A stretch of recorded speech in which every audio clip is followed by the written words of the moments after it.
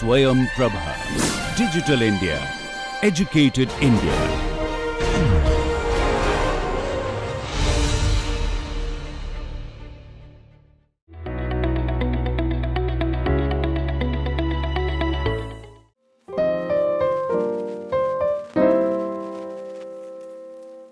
Namaskar. Welcome to the podcast. Jai Anusandhan, Minister of Education Innovation Cell presents you Advantage, your vantage point for anything and everything educational and inspirational. Today's podcast is on architecting entrepreneurial ecosystem in higher educational institutions. As you all know, Industrial Revolution started from Europe. 19th century was the revolutionary period for Europe. In the beginning of 20th century, it was for USA. Towards the end of 20th century, it was for China. And 21st century is for Asian countries, particularly for our country, India. When we are marching towards a third largest economy in the world and a $5 trillion economy by 2026, it is a requirement for our country and all educational institutions and educational systems to be more qualitative and also making our educational institutions more entrepreneurial and innovative. So, how we are going to make it and how we are going to make our education system more entrepreneurial, how to produce more innovations, entrepreneurs from our education systems, so that they will drive the country's economy, social advancement and cultural and technological advancements. We are already witnessing this cultural shift is happening in our country since last 1 decade, and it is going to continue with a better pace and speed for next 25 years. Being one of the youngest country in the world and having more than 60% workforce are in the age group of 25 to 35, so we are going to utilize this advantage to speed up our development process. And I am going to tell you in a very brief manner that how, while designing the ecosystem in your institutions, what the minimum conditions, systems and approaches you have to keep in your mind, and that will help you to set up and to establish a better ecosystem that will help in setting the culture and also improving the performance of your institutions in terms of producing innovations, entrepreneurs and technology transfers. Let's dissect, let's break down this whole topic into very simpler forms. Equation of systems for entrepreneurial performance. It is very easy to remember while you are developing this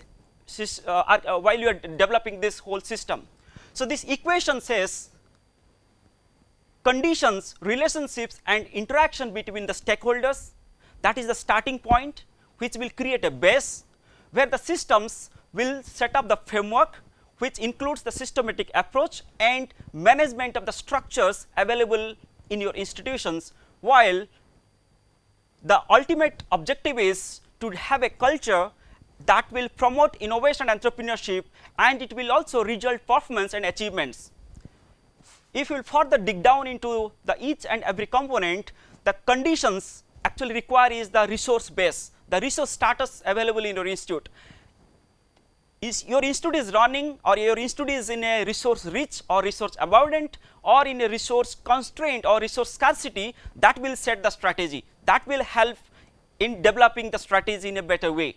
And the leadership of your institute and the people, especially the faculty, student and researchers and the scientists, they are the base of developing this entrepreneurial ecosystem.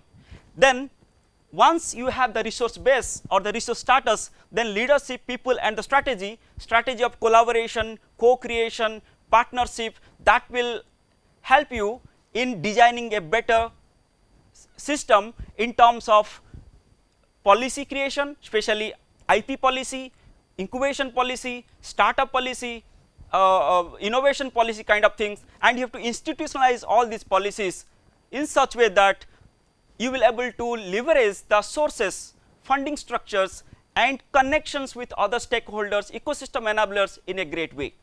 And the infrastructures and facilities available in your institutions, especially pre-incubation support system, incubation support system, technology transfer, IP facilitation, all these things has to be integrated through this policy, institutionalization and source and connection.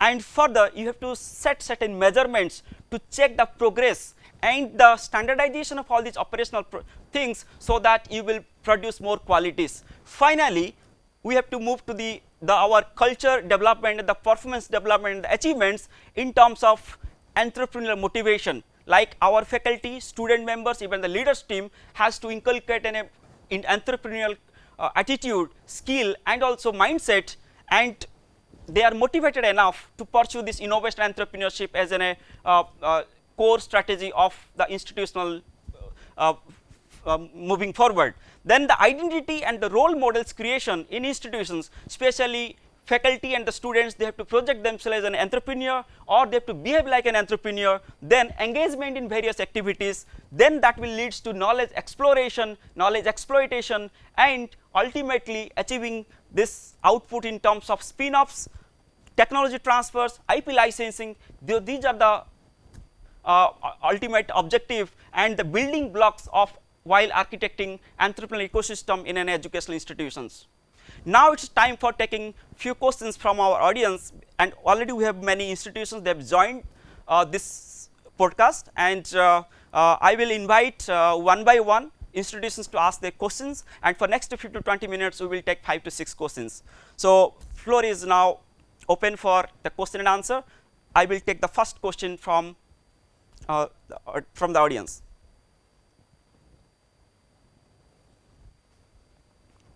Yes,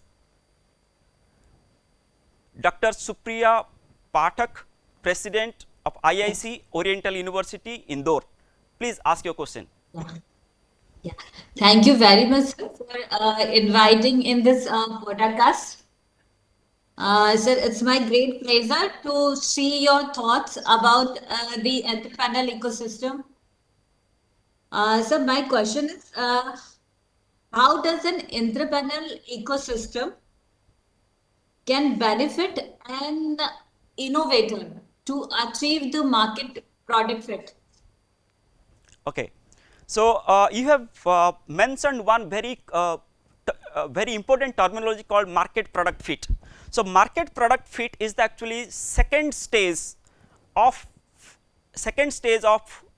innovation and entrepreneurship achievement, and the first is called problem solution fit. So to reach to the market product fit, you have to first cross through this problem solution fit. So first your institution has to provide enough avenues and support systems to the students to have a problem solution fit, which involves the idea development, problem identification, then prototype development. Then once prototype development is done, then market has to be connected to validate that prototype and the innovative features you are going to include in that product, so that market and product will be tested simultaneously while it's the development stage, and that what we call market product fit. And to have that, institute should have equipped with facilities for product solution, problem solution fit, and also product market fit. And for that you have to also stay collaborated with market, especially the stakeholders, the support systems, and also the community which is facing that problem. Thank you very much, sir, for addressing this question in this wonderful manner, sir. Thank you very much. Welcome. Let's go to the next. Who is next? Hello, sir. Good morning.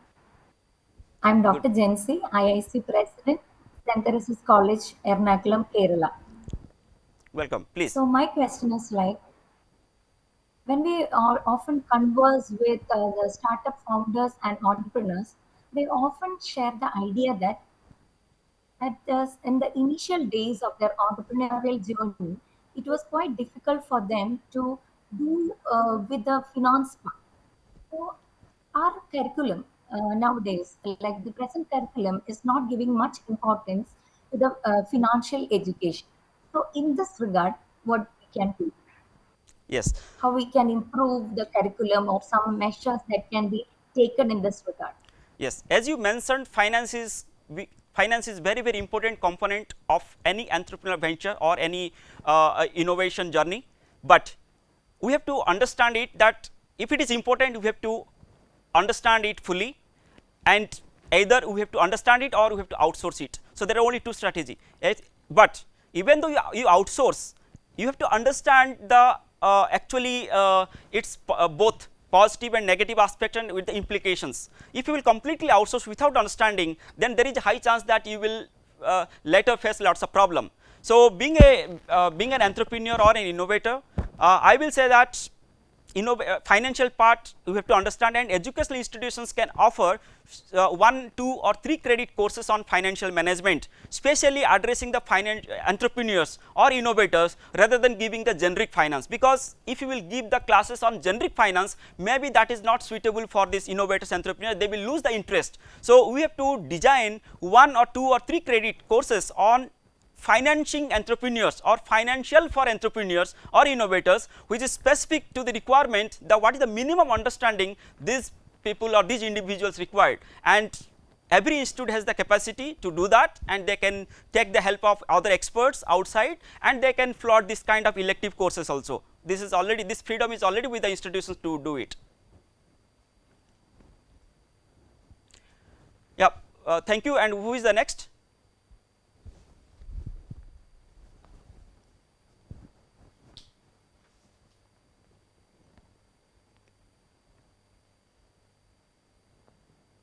Hello, good morning, Deepan sir. Good morning. This is Dr. Dinesh Podale, GHRC Nagpur, President IIC. I want to ask, what is the correct stage to take the student into entrepreneurship status during graduation, either first year or second year? Very good question, and very interesting questions too. Actually, it has been studied that age has no exact correlation with the entrepreneurship. It is the passion, it is the interest, it is the compassion that decides. So it is very difficult to say, and also it's not wise to say that entrepreneurs should start at the first year or second year, third year. But what is important is that what kind of learning environment you are providing.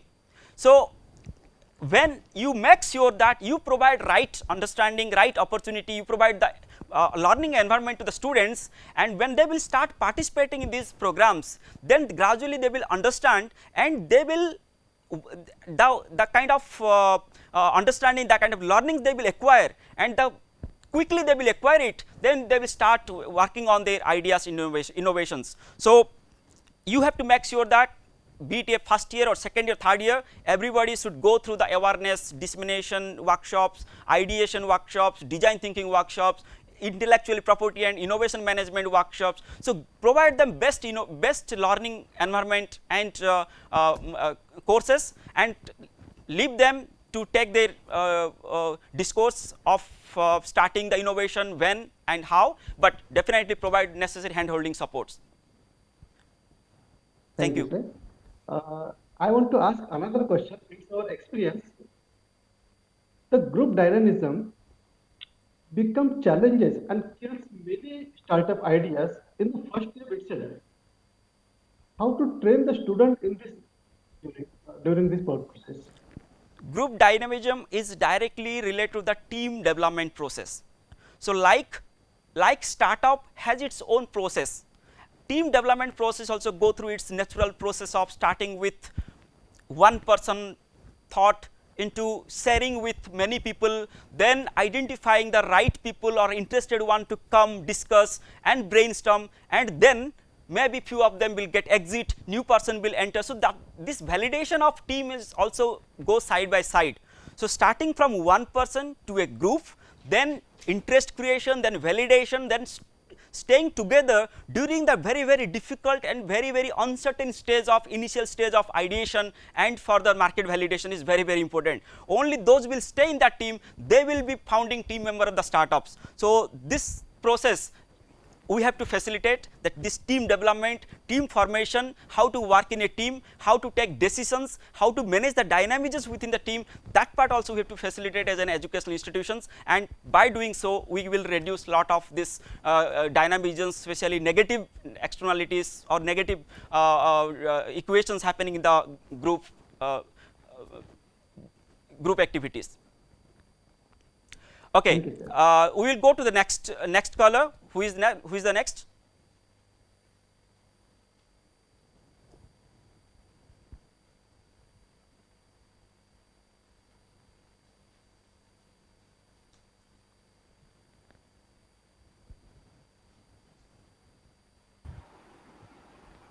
Hello everyone, good morning. Good morning. I am Minu Paes from St. Joseph's College, Kerala. Thank you for the opportunity.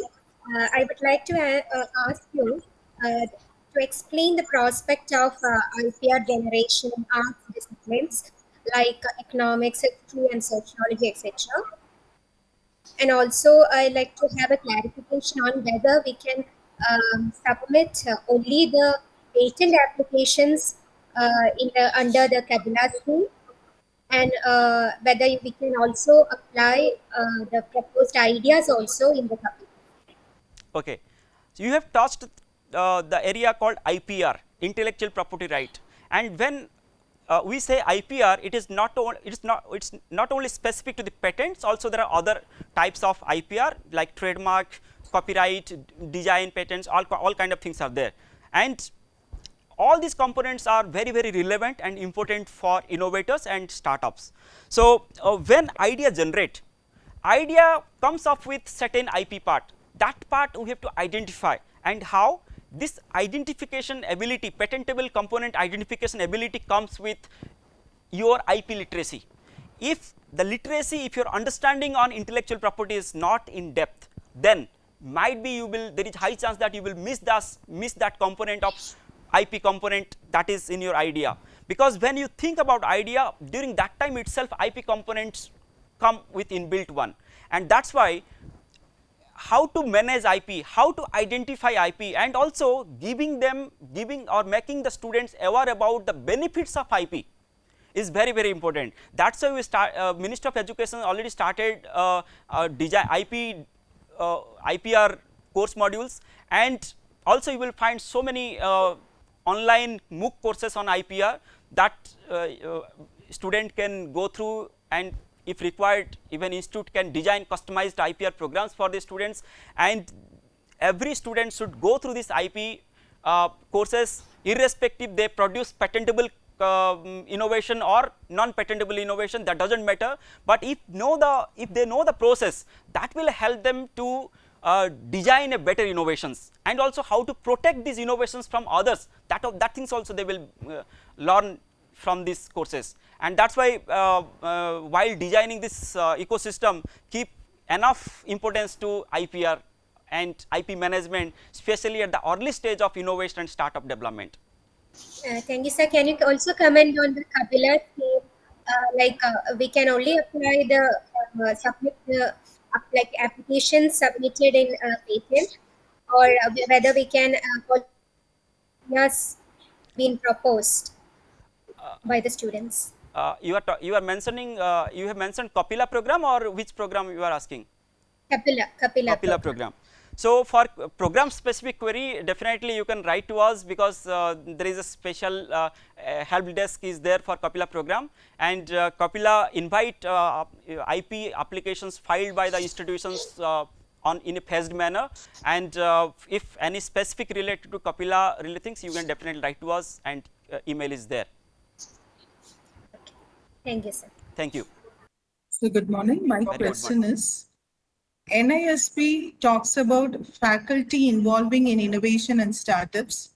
Can there be any mandatory clause with credit benefits or incentives added to motivate further the involvement of researchers and teachers from the government and government-aided institutions? Yes, you have rightly mentioned that Smart India Hackathon program is more suitable for the technical students, and majorly technical institutions are participating in this program. And if you see the genesis of Smart India Hackathon, it started in 2017 from computer science or IT related problems only, and only specific from the restrict to the government. But gradually we have moved from software edition to the hardware edition by adding other departments in the engineering field, and also we have broadened our problem area from government to the industry, and now we have also further extended to the geography in terms of our country to the other countries, other continents, and this is also in our plan that in future we are going to add non-technical and non-technical institutions and non-technological innovations into this ambit. And if you, because you are already part of the IIC, you know Yukti Innovation Challenge, you know the Yukti modality. So IIC also IICs are in IICs, especially non-technical institutions.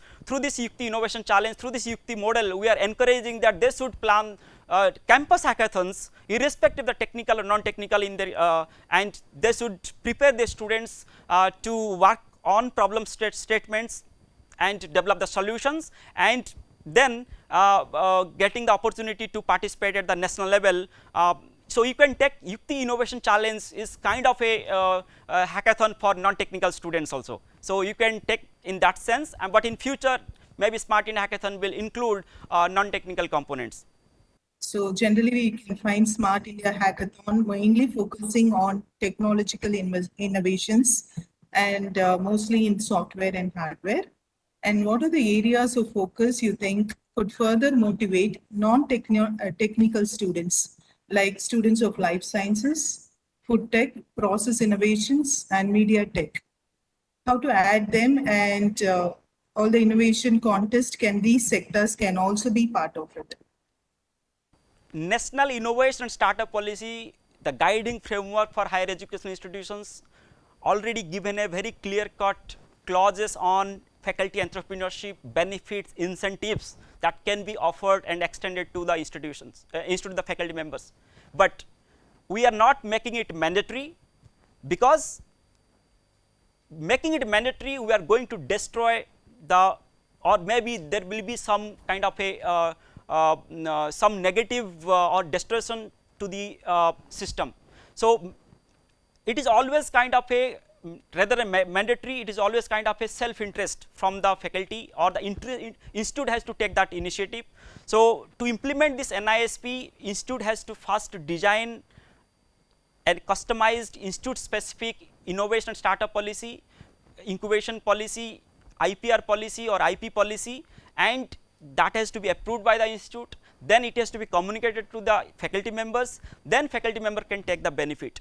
So we are giving the only guidelines. We can't make it mandatory at this moment, because there are more than 50,000 institutions are there. By making it mandatory, maybe certain institutions are able to make it practice, but certain majority of the institutions, they are not in that position to make it or accept it as a mandatory stage. So gradually we are creating the system, we are enabling them, we are increasing their capacity, and maybe in next 3 to 4 years or the 5 years down the line, maybe every institutions will come forward and they will make it practice without even making it mandatory. So it has to be kind of a, rather than compulsion, it should be kind of a self-interest mode, it should be implemented. But you can take the reference from our NISP policy for implementation. You can speed up the implementation process and designing of the policy programs. And my third question is, colleges and institutions are conducting intercollegiate competitions to motivate students. Can IIC of the college be further recognized to provide hands-on programs on entrepreneurship in collaboration with the Fab Labs? In addition to that, is there a possibility whether the teachers of the college involving themselves in IIC and entrepreneurship activities can have an FDP, which can be recorded for their CAS, Career Advancement Scheme, offered by MIS? Thank you. Actually, AICT is already offering FD programs as part of Atal Academy, so you can use that. Thank you all the viewers for joining this podcast, and institutions, those who have joined and asked the questions. We will bring this kind of podcast on regular basis as part of Advantage podcast series.